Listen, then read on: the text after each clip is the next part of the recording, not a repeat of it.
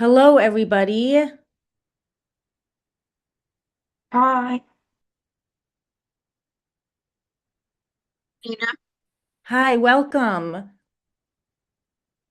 Everybody hear me okay? Yes. Hi. Yes, it's working now.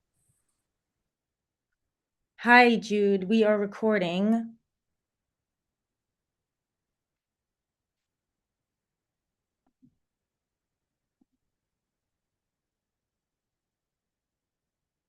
Hi, Nina. Hi, how are you, Jude? Thank you so much for having me today.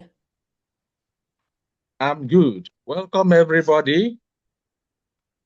It's a pleasure having you today on this webinar. Before we continue, I'll just go straight away to read a brief citation, a brief bio of the presenter to enable us get to know her. And after which she will just go straight to the presentation. Nina Lichtenstein is an award-winning designer, educator, and leader in biophilic and neuroaesthetic design, and among the first designers certified in science in design.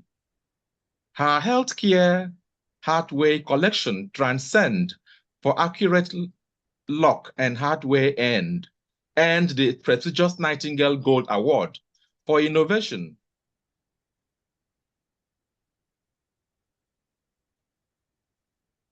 And healing-centered design, drawing the attention of leading global experts. Building on this work, she introduced a biophilic and neuroaesthetic raw collection with Ruggle Up, exploring how pattern, texture, and natural forms influence perception, emotion, and the human experience of place. Extensively published worldwide, Nina is increasingly recognized for advancing conversations around the relationship between design, nature, and human well-being. As founder and principal designer of Custom Home Design by Nina Lichtenstein, a boutique firm in Westchester, New York, she creates environments that draw on nature to enhance well-being through light, texture, materiality, and form. Blending research, nature, and artistry, she designs spaces that restore, inspire, and connect. Through her work, Nina helps bridge the gap between scientific research and real-world application, translating emerging design into spaces, products, and experiences that enrich everyday life while making the science of beauty, nature, and the built environment more accessible to a broader audience. Dear participants, I present to you Nina Lichtenstein, SIDC. Nina, please, you have the floor. Thank you. Well, thank you so much, Jude. I really appreciate that introduction.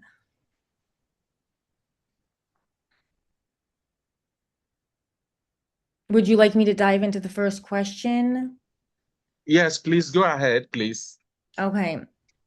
So the first question I'm going to answer for all of you is, for someone hearing the word neuroaesthetics for the first time, how would I explain its connection to the way a home makes us feel safe, calm, and connected?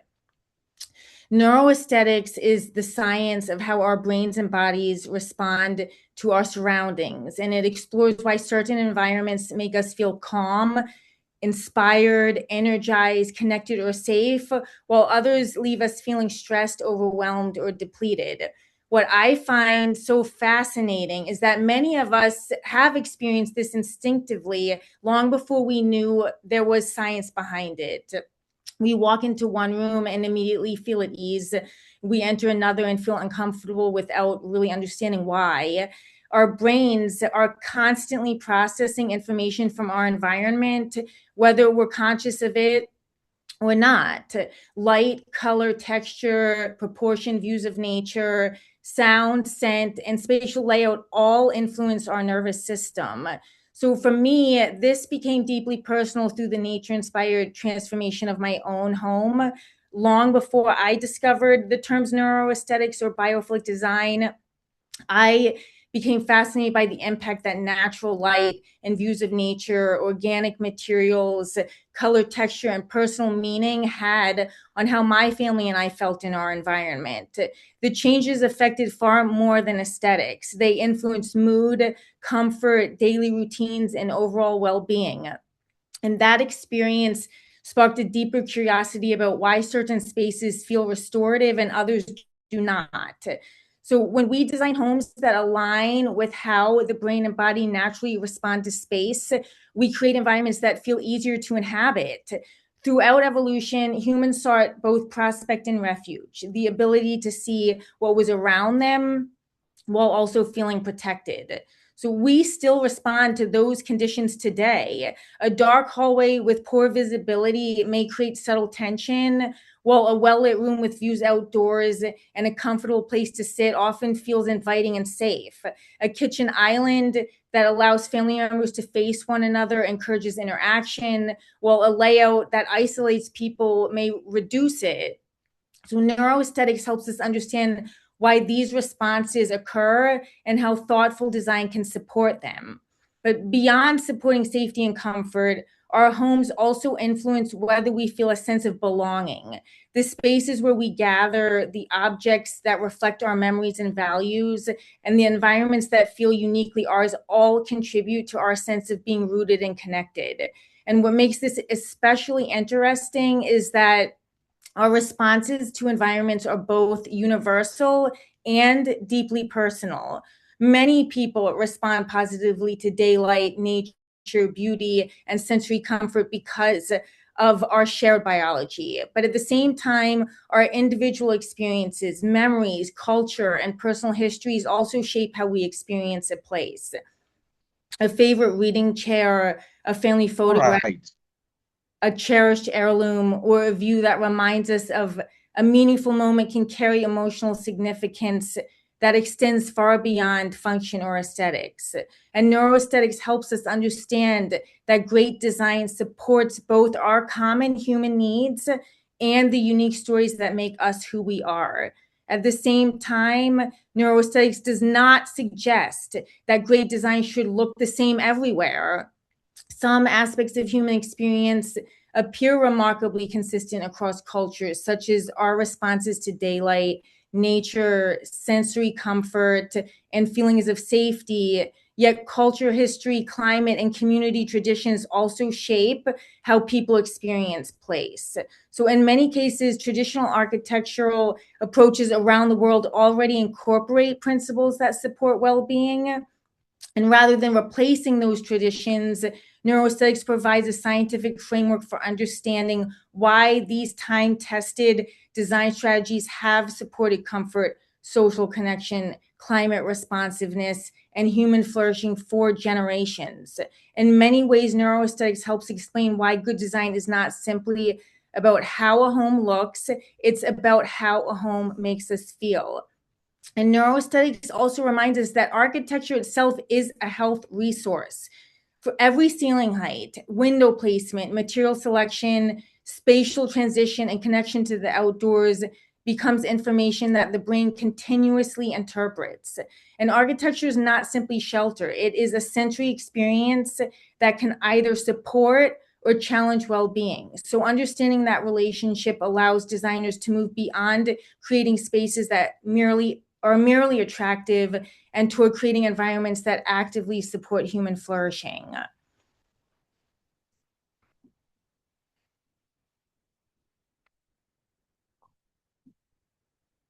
If anyone has any questions, you can feel free to drop them in the chat.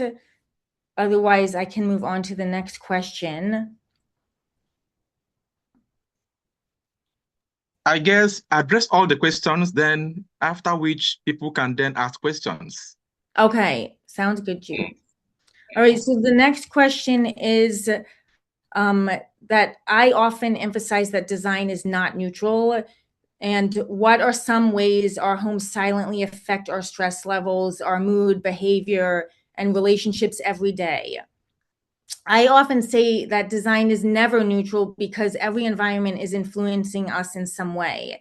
The spaces that we inhabit affect stress levels, emotional well-being, cognitive load, comfort, independence, productivity, sleep quality, and even how we interact with the people we love. A poorly lit room can contribute to eye strain. I've experienced that personally. Fatigue, irritability, and low mood. Excessive clutter can increase feelings of stress and mental overwhelm. A home with little connection to nature can leave us feeling disconnected and mentally fatigued. So these effects are not only emotional. I really want to emphasize that. They can influence sleep quality, stress regulation, focus, cognitive performance, and even physiological markers of well-being. Our bodies are constantly responding to our surroundings, whether we realize it or not. One framework I find particularly useful comes from architect Ty Farrow, who describes the concepts of spatial friction and spatial traction. Spatial friction refers to aspects of an environment that create unnecessary stress, confusion, cognitive burden, or biological strain. And spatial traction, on the other hand, describes environments that create ease, support connection, restoration, and help us function more effectively. So I saw this firsthand in the design of my own front entrance addition. To give you guys an example, the project was not simply about replacing deteriorating steps and a failing entry. It was about reducing daily friction for a busy family of 6. So we incorporated skylights, natural materials, radiant heat, built-in cubbies, live edge benches, double hooks at child and adult heights, and meaningful family artwork. The result was far more than a beautiful entryway. It became a space that supports organization, independence, connection, and a sense of welcome every day. So while this project did involve construction, the principle applies at every scale. Sometimes reducing friction is as simple as creating a designated place for everyday items, improving organization, opening the blinds to bring in more daylight, or rearranging a room to better support daily routines. And this is what I find so compelling about design. Small environmental decisions can accumulate into meaningful changes in how we experience daily life. When homes reduce spatial friction and increase spatial traction, everyday life simply works better. Imagine searching for keys every morning because there's no designated drop zone, or imagine carrying laundry through like a maze of obstacles, navigating poor lighting on stairs, or constantly moving furniture to reach what you need. Each of those moments seems small, but together they create a steady drain on attention and energy. By contrast, environments that support natural routines reduce decision fatigue. They free up our mental bandwidth. They allow people to focus on what matters most. So this is what I mean by cognitive ease. The environment is working with you rather than against you. And I see this constantly in my work. Sometimes the biggest transformation is not what happens to the room, it's what happens to the people living in it. They sleep better, they feel calmer, they spend more time together, they feel more supported in their daily routines. So as designers, we often think we're designing rooms. What we're actually really designing is quality of life. So the next question is, which design elements have the strongest emotional impact in a home, especially light, color, texture, natural materials, scent, sound, and connection to nature? Now, if I had to identify the most influential elements, I would start with natural light, connection to nature, sensory richness, and layout. Humans evolved in nature, so let's start there. For most of human history, our brains developed in environments filled with daylight, changing seasons, organic forms, natural materials, and living ecosystems. So it shouldn't surprise us, right, that we still respond deeply to those conditions today. Natural light helps regulate circadian rhythms, influences mood, supports sleep, and affects overall well-being. But light also changes the emotional experience of a room. Morning light pouring into a kitchen can make a space feel alive and hopeful. Harsh overhead lighting at night can make the same room feel flat, stressful, or overstimulating. So light is not just functional, it is emotional. Connection to nature is equally powerful. This can mean views of trees, gardens, water, sky, or changing seasons, but it can also come through natural materials like wood, stone, linen, wool, clay, or rattan, which often create a sense of warmth, authenticity, and grounding. And importantly, I want you to keep this in mind. Nature does not have to appear only in literal form. It can also be expressed through design language, organic shapes, fractal patterns, botanical motifs, flowing lines, and nature-inspired imagery. A light fixture, for example, inspired by leaves, a rug patterned after forest forms, or architectural hardware featuring nature-based imagery may not be nature itself, but each can act as a reminder of nature and evoke some of the same emotional responses. And this has become a particular area of interest in my work because it shows that biophilic and neuroaesthetic principles can be applied at virtually every scale of design.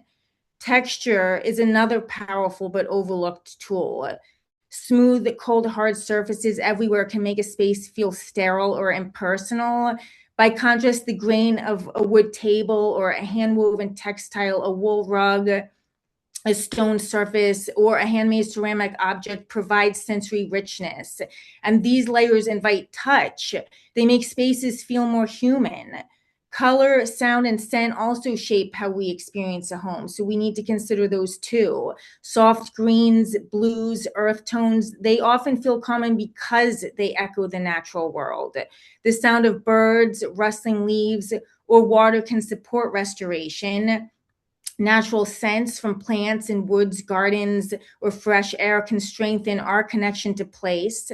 And then there's layout, which may be one of the most powerful tools of all. A home can either support ease, connection, and independence, or it can generate friction and frustration. I speak from personal experience there. A kitchen with seating that encourages people to linger often generates different family interactions than one designed only for efficiency. A window seat, a breakfast nook, a comfortable reading corner, or gathering spaces in general create opportunities for conversation, reflection, and shared experience. Design cannot create relationships, but it can create conditions that make connection more likely. So what all of these elements share is that they engage the senses in ways that help people feel grounded, comfortable, and connected. And while the principles of neuroaesthetic design are universal, their application should always respond to local climate, culture, and lifestyle. So I had interest in hearing about tropical regions. In tropical regions, for example, designing for thermal comfort becomes an essential part of supporting well-being. When environmental conditions are uncomfortable, whether because of excessive heat, glare, humidity, poor ventilation, or noise, the nervous system must work harder to adapt. So reducing that physiological burden allows people to feel more relaxed and at ease within their homes. And strategies such as cross ventilation, shaded outdoor living spaces, protection from excessive solar heat, access to daylight, natural vegetation, and strong indoor-outdoor connections can help create healthier, more restorative places to live. And the goal is not to impose a single design language, but to apply these principles in ways that reflect the unique climate, culture, and character of each place. So more broadly, this reflects why neurobiophilic design has become such an important area of study. By combining our innate connection to nature with emerging knowledge from neuroscience, researchers are gaining a deeper understanding of how daylight, vegetation, natural materials, water, organic forms, and nature-inspired patterns can influence stress, regulation, mood, cognitive function, and emotional well-being. And research such as attention restoration theory and stress reduction theory suggests that interactions with nature may help replenish cognitive resources, reduce mental fatigue, and support emotional recovery from everyday stress. So as rates of stress, anxiety, and social isolation continue to rise, meaningful connections to nature may become increasingly important components of healthy homes and communities. So remember, the most emotionally powerful homes are not just seen, they are felt. Now, how can families create a more restorative and emotionally supportive home without making the space feel expensive, clinical, or overly designed? The good news is that creating a restorative home does not require a major renovation or a large budget, because some of the most impactful changes are surprisingly simple. Open the blinds and maximize natural light. I literally did this morning, and it made a huge difference in how I felt waking up. So bring nature indoors with plants, flowers, branches, natural materials, or even nature-inspired artwork. You can create spaces that encourage connection, whether that's a comfortable reading chair, a dining table that invites conversation, or a window seat that encourages reflection. Reduce unnecessary visual clutter and make it easier for everyday life to function smoothly. That's a big one. Use layered lighting rather than relying on a single overhead fixture. Incorporate meaningful objects, photographs, artwork, heirlooms, and travel mementos that tell your family's story. I think this is an important point because homes become emotionally supportive when they reflect the people who live there. A sense of belonging is one of the most powerful forms of well-being, and our homes can either strengthen or weaken that feeling. I experienced this personally when my family purchased our home. So although we were living there, it still felt like someone else's house. It reflected the tastes, the preferences, memories, and identity of the previous owners rather than our own. And the disconnect between the environment and the people living within it was impossible to ignore. So over time, as I designed the home to reflect our family's values, experiences, interests, and connection to nature, something shifted. And the house began to feel less like a place we occupied and more like a place where we belonged. In family photographs, meaningful artwork, natural materials, views of nature, collections gathered through travel, and spaces designed around the way we actually live transform the experience of the home. It became an expression of who we are rather than a reminder of who lived there before us. And that experience reinforced something I now believe deeply. A restorative home is not simply one that looks beautiful. It is one that helps people feel seen, understood, connected, and at home within their own lives. So one question I often encourage people to ask is, where does my home create stress and where does it help me exhale? The answers are often surprisingly revealing and can guide meaningful improvements. More importantly, focus on how you want your home to feel rather than how you want it to look, because the goal is not perfection. The goal is creating an environment that supports the people who live there. The most restorative homes are often not the most expensive homes. They're the homes that support the rhythms of daily life. They help people find what they need, move through their spaces comfortably, gather with the people they care about, access daylight and nature, and experience moments of beauty and meaning throughout the day. And those qualities often matter far more than luxury finishes or square footage. So as neuroaesthetics and wellness design becomes more visible, how do I see the future of interior design changing, especially for family homes, aging in place, and mental well-being? Well, this is an important question. I believe we're entering a period where design will increasingly be viewed as a health resource rather than simply a visual service.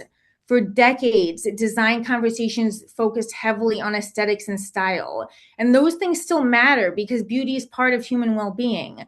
But we're now beginning to understand that beautiful environments can also support physical, emotional, and cognitive health. So the future of design will involve a deeper integration of neuroscience, psychology, biophilia, health, and human behavior.